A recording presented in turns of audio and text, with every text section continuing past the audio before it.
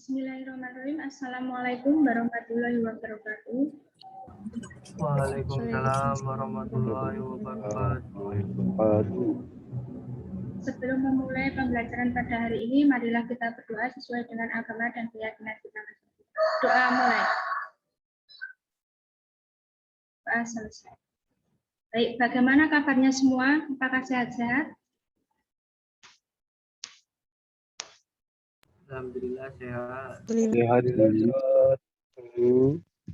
Alhamdulillah kalau begitu.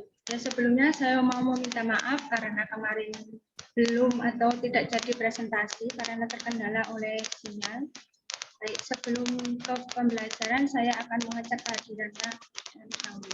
Yang pertama, Raihan, apakah hadir? Hadir, Bu. Timur?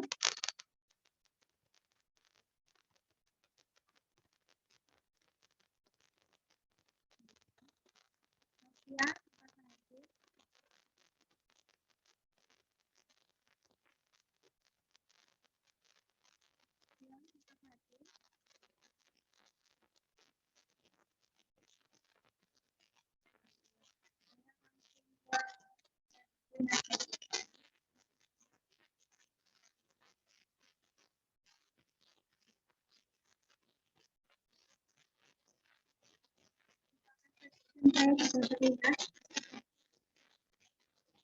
Udah.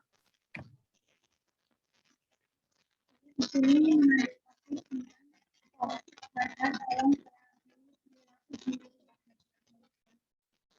kenapa saya mengambil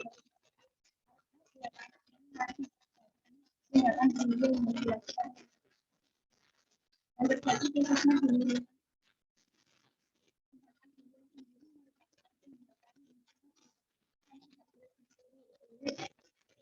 tidak boleh dipilih di sini tindakan bullying juga dapat tidak hanya pada tubuh tetapi juga pada diri.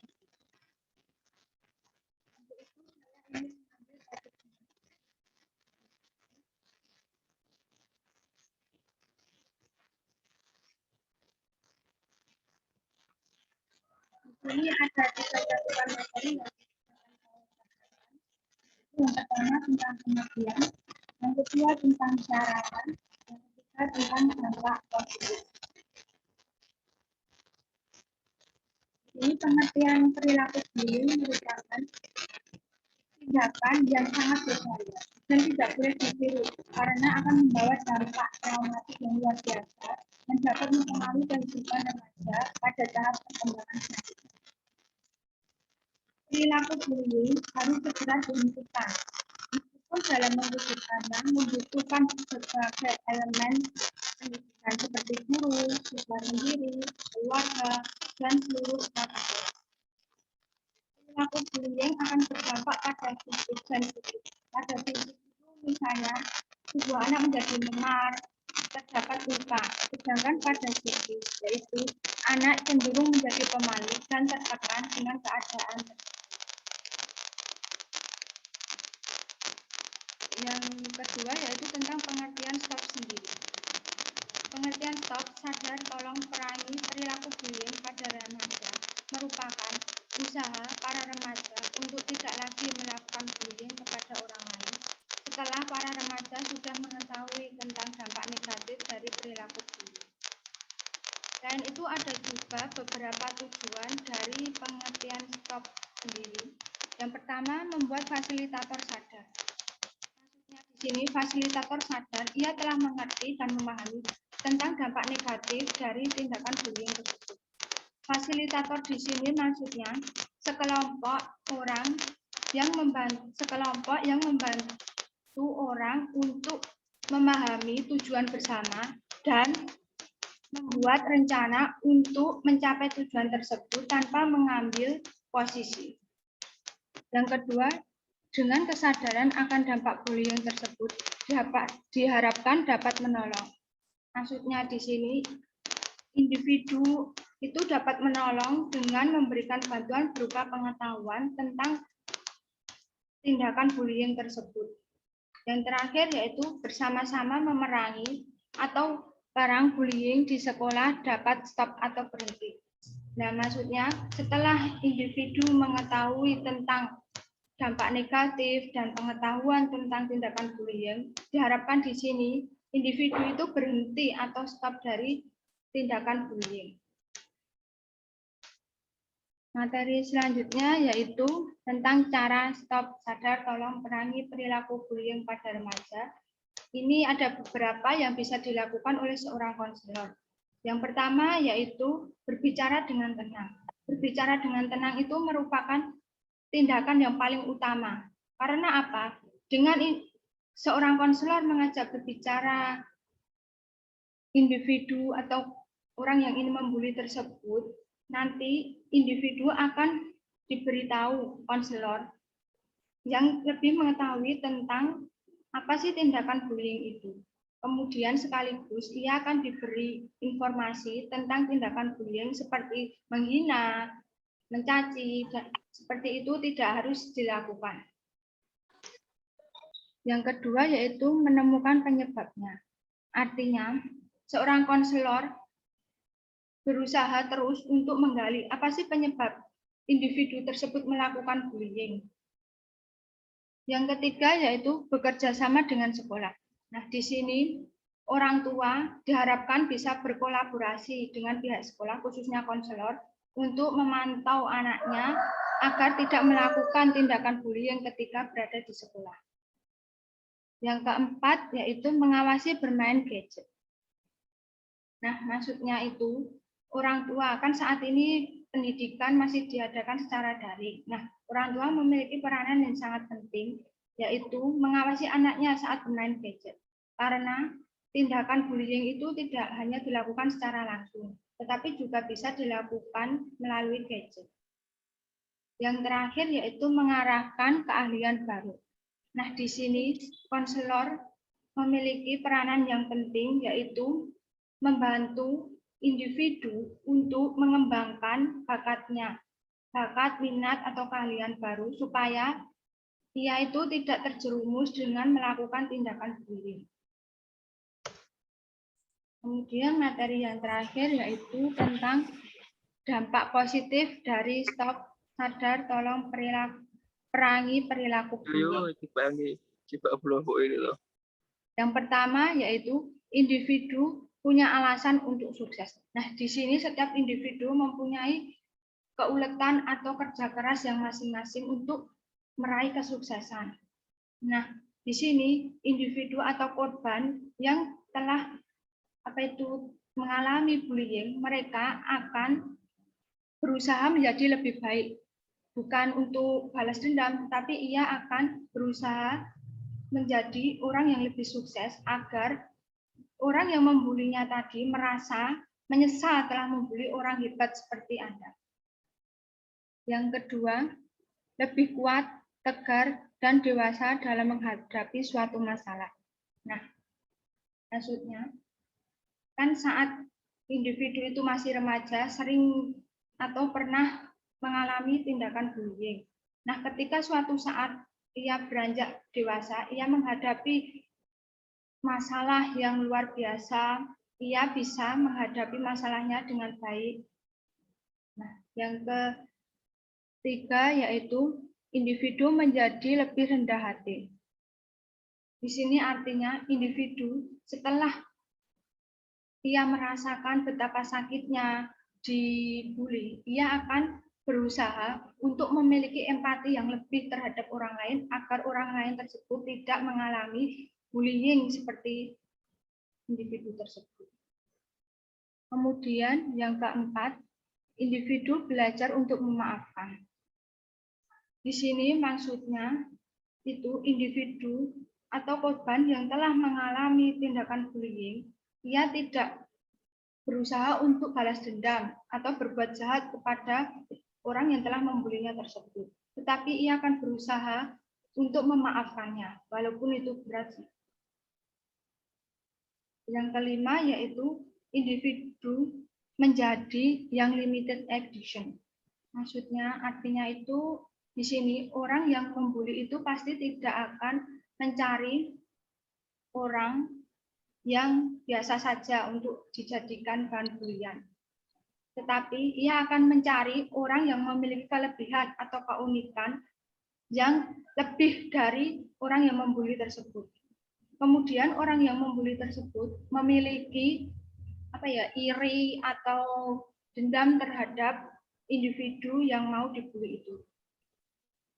Kemudian dengan keunikan dan kelebihannya tersebut, maka individu tersebut akan dibuli oleh orang lain. Yang terakhir yaitu individu bisa menjadi inspirasi bagi orang lain. Nah, di sini korban yang dulunya pernah dibuli, ia akan berusaha menjadi lebih baik dan menjadi termotivasi sehingga ia bisa menjadi orang yang sukses dalam bidangnya. Kemudian ia akan memberitahu atau menginspirasi orang lain atau korban bullying supaya mereka juga bisa sadar atau bisa kuat dalam menghadapi bullying tersebut, sehingga individu atau korban selanjutnya itu bisa menjadi orang sukses juga seperti individu tersebut. Di sini nanti saya juga akan menampilkan video supaya lebih paham tentang materi ini dan bisa rileks. Saya akan sampaikan video. Apakah masih semangat dalam mengikuti pembelajaran hari ini? Masih, Bu. Alhamdulillah. Ini saya akan share.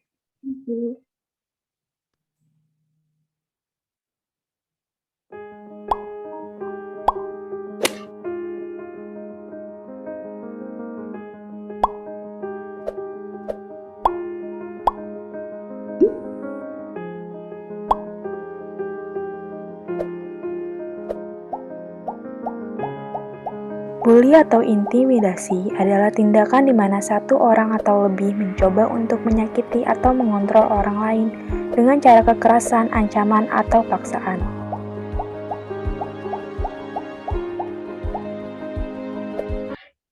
Apakah videonya tadi bisa terlihat? Ini saya lanjut lagi. Bisa, Bu. Saya lanjut lagi. Bisa, Bu.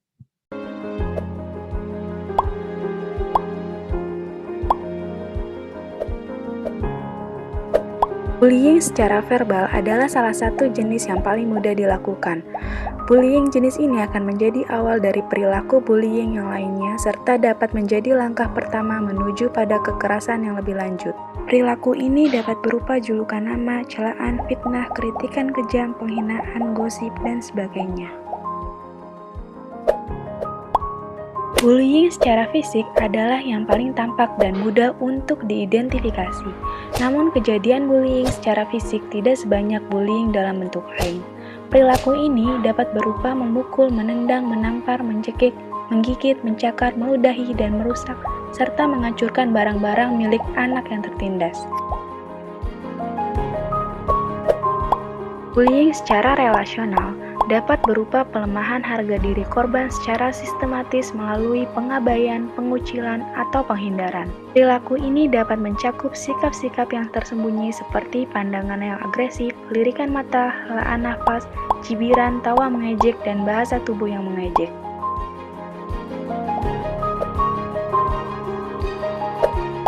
Bullying secara elektronik adalah bullying yang dilakukan pelakunya melalui sarana elektronik seperti komputer, handphone, internet, website, email, SMS, dan sebagainya. Biasanya ditunjukkan untuk meneror korban dengan menggunakan tulisan, animasi, gambar, dan rekaman video atau film yang sifatnya mengintimidasi, menyakiti, atau menyudutkan.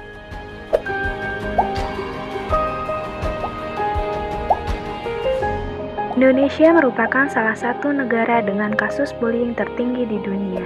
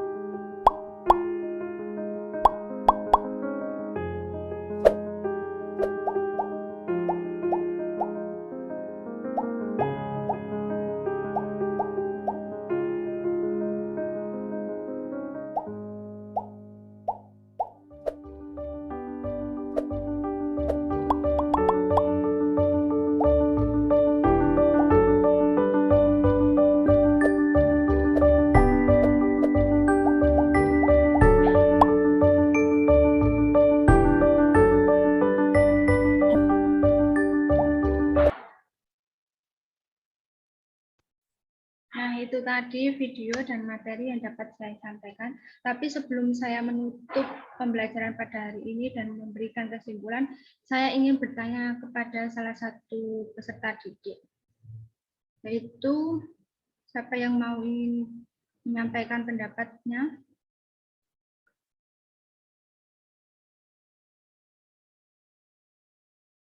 Bila saya ingin bertanya kepada Mas Yon. Apakah Mas Yon ada di sini? Ya Bu, bagaimana? Apakah Anda sudah paham tentang materi yang saya sampaikan tadi? Lumayan paham Bu. Menurut Anda itu materi yang saya sampaikan itu bagaimanakah bisakah merubah atau mengurangi dari tindakan bullying? Menurut saya mungkin seharusnya sih sudah bisa ya Bu, karena kita udah dewasa, sudah bisa berpikir dengan baik. Jadi kalau udah dikasih materi kayak gini harusnya lebih paham tentang apa itu bullying. Begitu Bu. Baik, terima kasih Mas Yon atas jawabannya. Iya, sama-sama Bu. Baik, saya akan menyampaikan kesimpulan pada materi ini, yaitu tindakan bullying itu merupakan tindakan yang tidak boleh dilakukan atau tindakan yang sangat berbahaya dapat menyebabkan trauma pada remaja. Walaupun dalam menghentikannya membutuhkan elemen pendidikan seperti guru, peserta didik, ataupun orang tua, tetapi kita sebagai remaja harus bisa berhenti atau stop dari tindakan bullying tersebut. Untuk itu, saya menghimbau kepada peserta didik agar tidak melakukan tindakan bullying lagi setelah saya memberikan materi tentang tindakan bullying tersebut.